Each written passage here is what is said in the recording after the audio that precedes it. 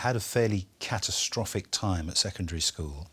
My mother had been an actress and we talked things through, and I ended up basically only going into school on the days when there was either English or drama. And so it became straightforward for me. We talked it through and I just sort of decided that I would go to drama classes. I went to drama classes, ended up getting an agent that way, and then by the time I was, I think, 15 or 16, I was going for castings, which was possible then. There was an indigenous film industry. It's quite a long time ago. And yeah, I ended up, the very first job I had was with Nastasia Kinski, making a film in Austria, which I think is called Boys' School or Girls' School. It was called Passion Flower Hotel when we made it. I made that one summer. That was a complete rite of passage. I mean, that's, you know, what the whole business of being in film is about. You get the call, you say, you have the meeting, you say yes. And then I was whisked away on the Orient Express to be with Nastasia Kinski and several very nubile, wonderful young ladies, which was fantastic. Then I came back from that, carried on at the drama college I'd gone to, and pretty soon after that I was doing Scum with Alan Clark. To be working with Alan Clark when you're 16, 17 was a total gift. The next important thing for me was the next thing I did with Alan, which was Made in Britain with Tim Roth, which I loved doing. It was a beautiful piece of work, beautiful piece of writing. And then for Alan I went on to make a film called Contact, which was a particular favourite of mine, about the paras in South Armagh. Underworld, I've been reminded that Clive had part scripted that as well.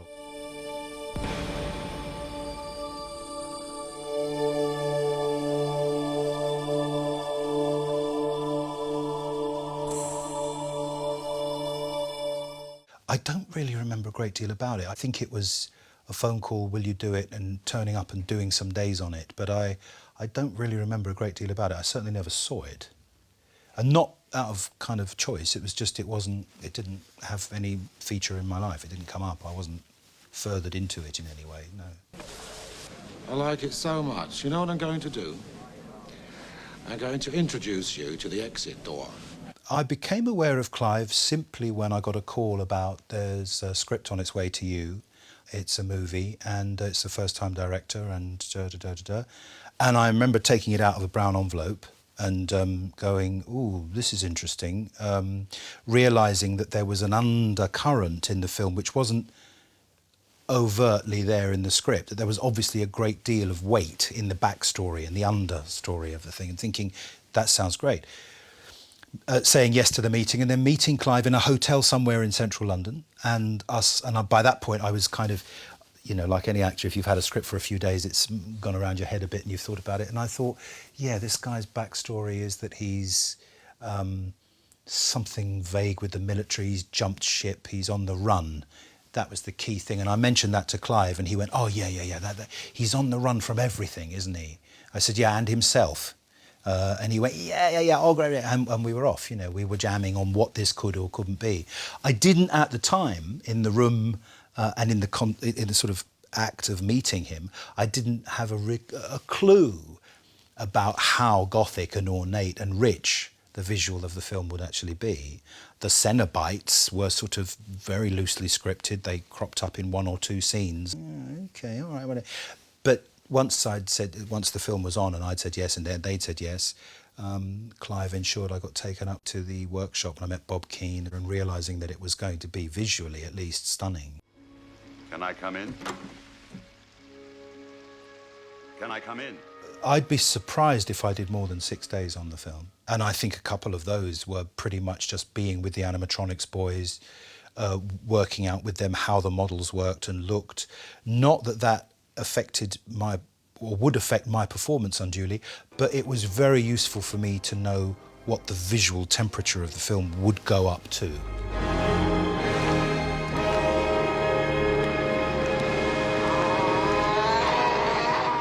We decided at a time when they weren't that in, well, not at all in, that we'd do a tattoo. And I said to Clive, you know, he's been around the Far East, he's been in the services, he's spent a night in a parlour where he's had himself sorted out with this. And we had the most wonderful makeup lady called Sally Sutton, who, my fondest memory of making both films is that I used to turn up on set and the first thing that would ever happen to me on any given day was I'd spend an hour and a half out on my stomach while this very attractive makeup lady etched very gently and for extended periods this pattern into my back.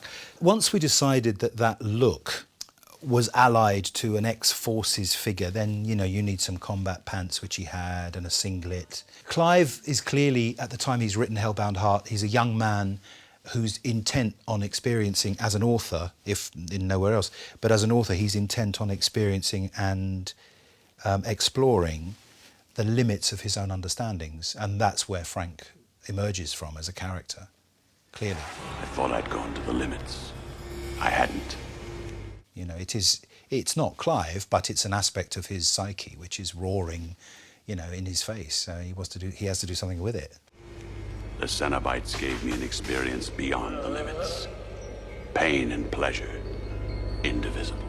The thing that struck me, he was extremely easy to work with. He was very clear about what he wanted. But more than anything else, I think he was just extremely able because of the clarity of his vision. He'd obviously chosen that location with great care. Seeing what he and the team had put together for the Cenobites and the visual effects around them told me instantly how much he'd invested in getting this together, emotionally and intellectually. And when you're working with someone at that level, you just want to serve that vision. He wanted to up the ante and what was British horror up to that point. As a character, what I liked about Frank on the page was he had a lot of presence in the story with minimal effort, economy. And I liked that. That appealed to me a lot because I thought that's really where there's a kind of nice dark energy. Nothing was over-explained. It was a sort of, here's a guy who sets the story up and a lot of it is about him. Clive had a kind of vague awareness of how much would be body doubled and wouldn't be. But essentially, the key areas of the film that I was engaged in was setting up the idea of this guy through Polaroids. There's this sort of rather sleazy collection of pictures that Clare's character finds. It's him in a past life. He obviously has a kind of, you know, history of doing whatever he wants, whenever he wants. We shot a lot of them as stills, yeah, with the idea that they should look as sleazy as possible. They were young ladies who'd been hired for the day to sort of cavort on a bed. Doing stuff like that, you just do it as fast as possible to save everybody's face. And I'm playing somebody who's fearless. You know, sexually fearless, spiritually fearless. Frank's religious tastes are probably not everyone's, but you're playing a character who wants the most from everything. So you can't really then do those shots with a hesitant touch, you know, and I had some fun. I mean, we all had some fun doing them. I mean, I knew that Clare was a very well-established theatre actress, and I'd done a fair bit of theatre at that point too. And I think, both knew that the only way you go about sequences like that in a film is just as honestly and as sincerely as possible. If you become uncomfortable or embarrassed, the scene won't be worth shooting and it won't be worth watching. And your job as an actor is to sustain that reality. Now, I'm always amazed when I hear actors who say, I got quite excited. Did you? There are 48 other people in the room, there are lights going on and off, someone's shouting action, you're trying to think, now in the first take we did that, now my arm's got to come around here to match up there, got to be... So your mind is on so many things, as well as trying to sustain the emotional reality that the two things, it's a fantastic exercise to go through, it's a fantastic thing to do, especially with someone who, like Clare, who is, a consummate actress. So, you'd be amazed. It's not a place where you get your jollies as an actor, really. I mean, doing scenes like that, they're very demanding and very focused, very concentrated. But with the film, in this particular instance, the scenes with Clare had this added element of Frank just beginning to explore what it was she was enjoying about him and his readiness to do anything, go anywhere, and seeing that come alive in her as a woman who perhaps wouldn't be expected to have, the marriage she has with Larry is obviously set up to be something that's fairly conservative and straightforward. So the scene's real pleasure is, it doesn't become overt, but it's that thing of, what would you like to do? Anything? Anything. But as we shot those things and as we began to get him together as a character, It's never enough. Clive and I began to talk more about what contributions he could make to the story. And I think that the impression I got was that the rushes that we'd shot, the very early, some of them just test rushes, had gone back and been, approved and enjoyed. And then I got this business of, are you available to do more? We're going to do... And then, of course, I had this conversation with Clive in a trailer one day when he said to me, Sean, we kind of, we'd like to do some more stuff with you. It'd be great. But if we do too many days, you're going to earn more money on this than I am. So I said, I don't think that's probably true, Clive. But I had them on a daily rate, I think. So not through my choice. It was what they'd done. But anyway, the key thing was that it was literally a character that set the story up and then disappeared effectively. But we managed to get more stuff going on. You're Julia, right? With these occasional cutaways to Frank. Who are you? I'm Frank. There's a cutaway of him drinking scotch and sort of scratching his crotch and looking at Claire and, sort of as a come on. Wedded bliss? I'm very happy. Oh, sure you are. They were shot as part of scenes that actually, with many other characters in that didn't get used, but they've been dropped in to, I think, thicken up a backstory that emerged as we shot. I came for the wedding. There was an elaborate day where we shot the wedding of Julia and Larry, which Frank had been present at. And that was quite an elaborate scene, but it was cut from the film. There was just a few cutaways that were used, but there was quite a sequence in which Frank misbehaves in the church. And you get and she remembers even that as being a kind of, quite interesting thing. Julia as a character does. But so there were some quite brave choices about elaborate sequences that were shot and then not used. And as the story sort of began to funnel down into its more essential factors. What's your pleasure, Mr. Cotton? The box.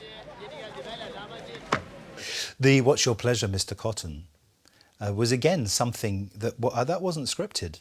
That emerged from, I'm pretty sure it wasn't scripted, that emerged from once we'd shot the film. I think, again, that was a beat that got added in when they began to realise that, oh, yeah, this thing gets passed around from, figure to figure. And obviously I shot the sequence when the walls come in and Frank is first hooked up by the Cenobites. I'd been hung upside down and spun for a while, and then in a fit of mad pique, Clive said, we gotta have blood, can we do blood? And I said, yeah, do it while we're in this position. And then suddenly, of course, I get a litre and a half of fake blood up my nose as I'm spinning around upside down.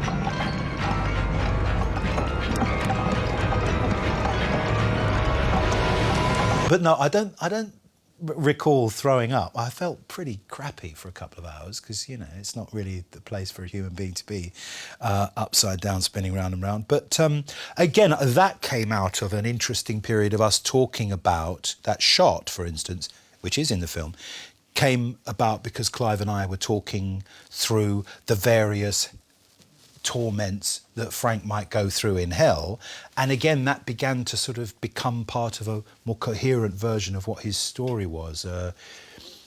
He's not just a victim of the Cenobites, he's somebody who's actively willed their involvement.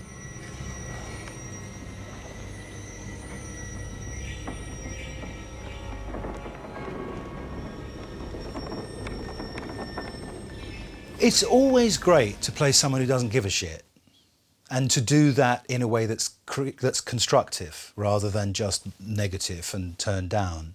And Frank knows he's a catalyst, he knows that he can just turn up in a situation and play his card, and it's always going to be a card that does something. You're gonna let me kiss the bride?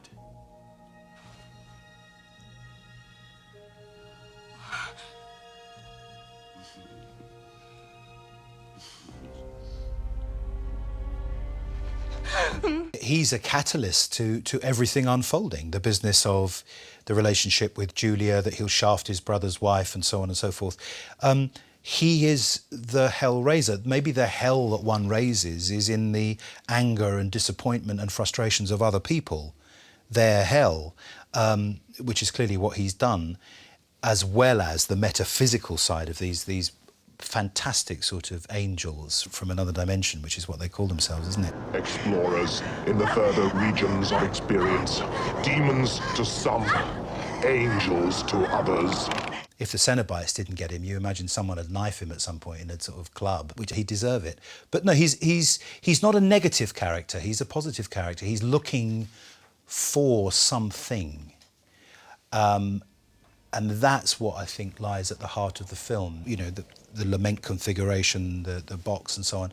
But what is anyone in that situation after, whether they go on a drugs binge in Malaya or whether they, you know, go on a 7-day bender in a nightclub? It's about going somewhere where you don't know what the answer will be. And he's happy in that situation. But it very quickly became apparent to me on set that the design of the house and the sort of points of reference invariably kind of threw up the positive and negative side of what he was doing. Squatters?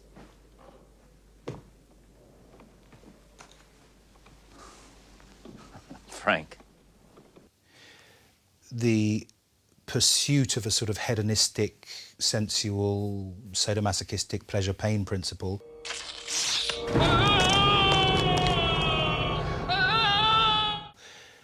You just flip the coin and you're dealing with somebody who's trying sainthood too, you know. Many of the saints sort of lashed themselves and went through incredible kind of torments in order to purify themselves. Buddhists still do. That side of the religious coin is very apparent.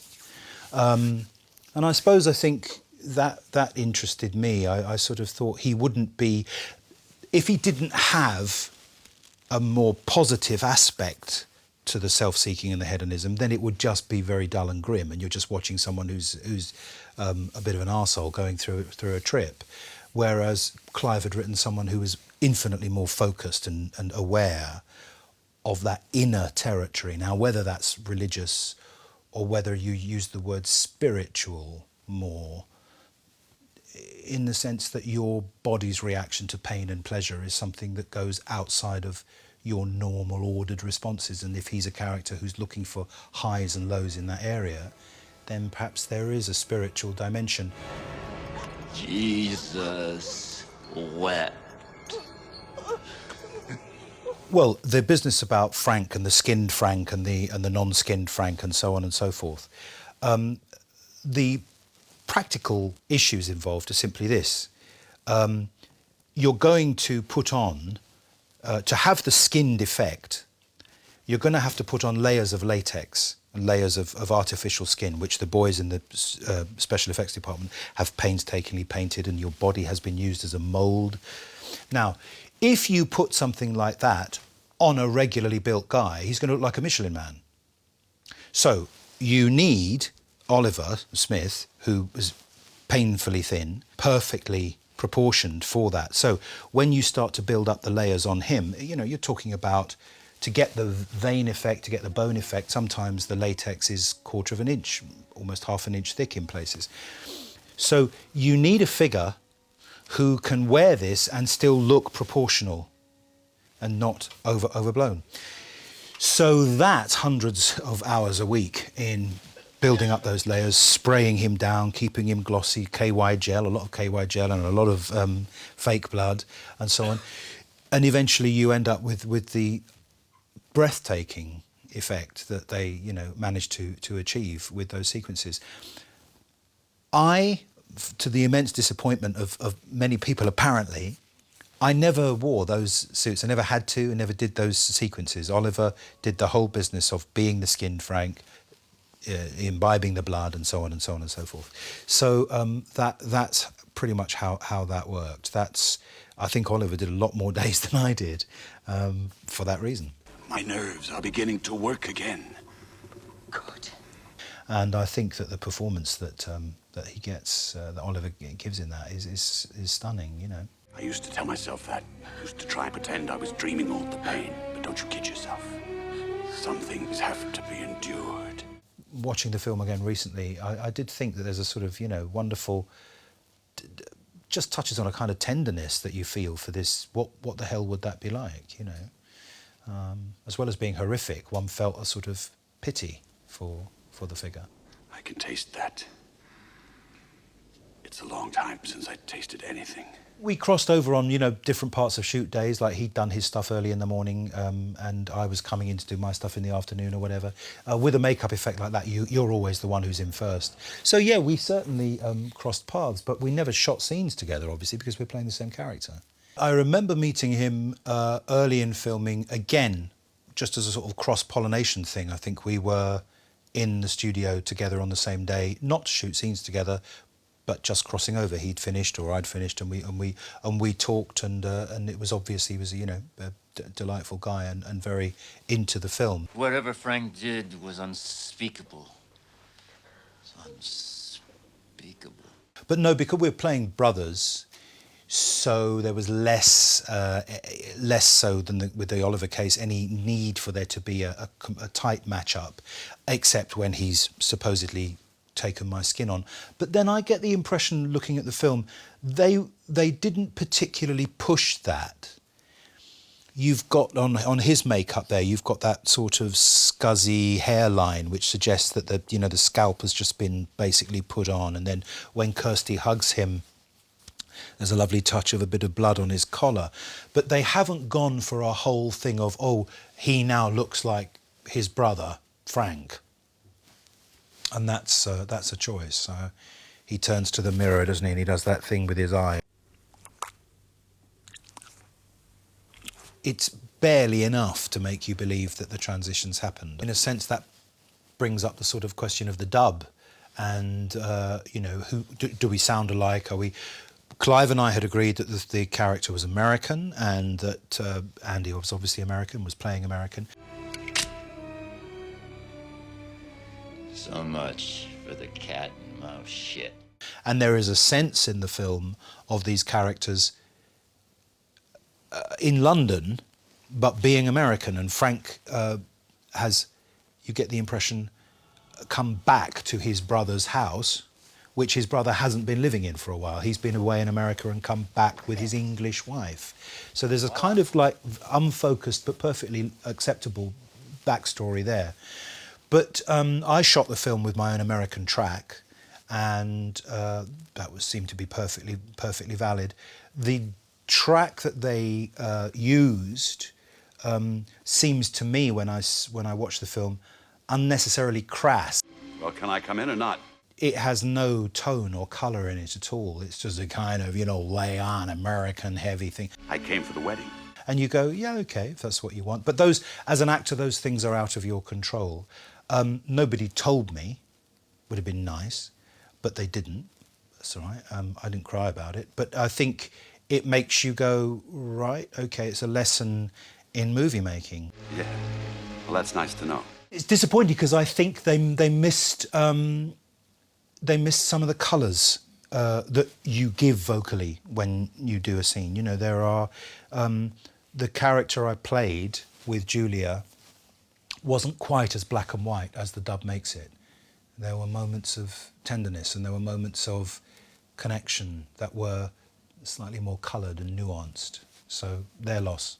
And oddly enough, in the second movie, my own track gets used. What's the matter, Kirsty? It's only Frank. It's only Uncle Frank.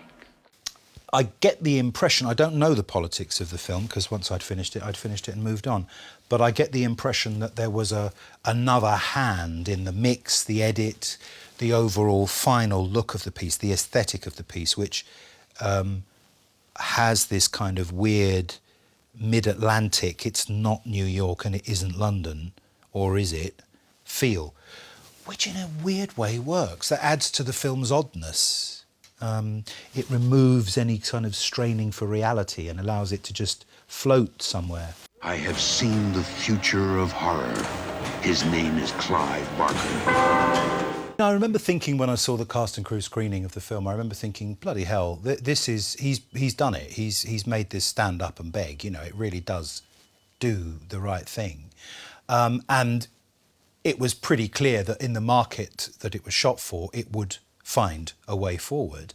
Those images were compelling. So I wasn't surprised. I thought when I left the cinema of the cast and crew screening, this is going to go, and that's going to be very good for all of us. We have such sights to show you. Hellraiser, there are no limits. A film by Clive Barker. The package of making a film with well-intentioned, creative people is one of the great things in life. It's a wonderful experience, and being associated with that first film was a real privilege. I loved it. What's your pleasure, sir?